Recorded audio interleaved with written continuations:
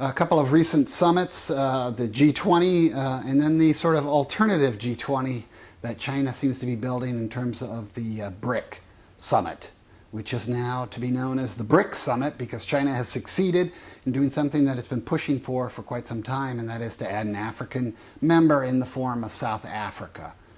The BRICS now, more obviously China's pet diplomatic project, and again, basically an alternative to the G20 where China feels like it's often ganged up upon by the West, as indicated by the recent meeting where the U.S. pushed the notion of China's inability to rebalance as sort of topic number one.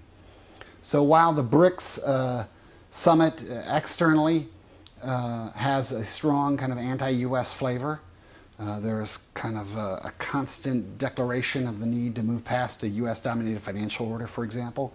Internally, however, this really becomes a place in which China conducts kind of, again, an alternative global summit with some of its most important commodity providers. Because the BRICS, when you think about it, is really China, which takes in a lot of commodities, and the four others that all, including India, provide China. So while the focus externally in these very showy summits is on kind of an anti-U.S. stance, in terms of the bilaterals that really drive the process, this is a chance for those commodity providers to kind of work their own summitry and their own bilateral issues with the Chinese. And we saw this with the Indians in this recent summit on Hainan Island.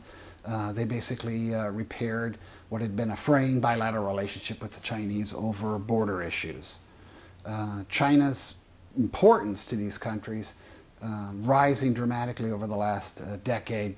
So again, you get this sense this is very much a China-centric gathering. China, for example, represented only 2% of the other four countries' overall trade with the world as recently as a decade ago. Now it's up to 12% and rising dramatically. But you can also look at the addition of South Africa to the group as sort of the rise of the African quotient in globalization.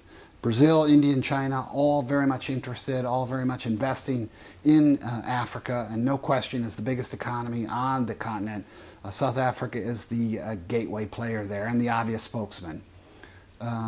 We also like to point out that South Africa, while presenting itself as a democracy, really is not all that far off from the kind of single-party state status that China represents. The African National Congress, for example, clearly the dominant party, won every election since independence, usually with about almost 70% of the vote. So while some people present this as kind of another democracy added to the ledger on the side of Brazil and India, in many ways the single-party state status of South Africa not all that terribly different from the Putin-Medvedev combination, the ruling leadership and that party there in Russia, and so in some ways sort of an intermediary between the two positions, and very much indicative of the kind of political systems we see in rising countries. Now, in terms of its importance, obviously we're talking 20% of the world economy, 40% of the world's population. You can do the math on the rising middle class. This is where a lot of it's going to be happening and expanding over the future. And when you think about that global middle class basically being a major struggle to rule itself, or the question of democratization over time, it's interesting to see how a country like South Africa will bring a different voice, if it does, to this mix between the more authoritarian Russia, China, and the more democratic India and Brazil.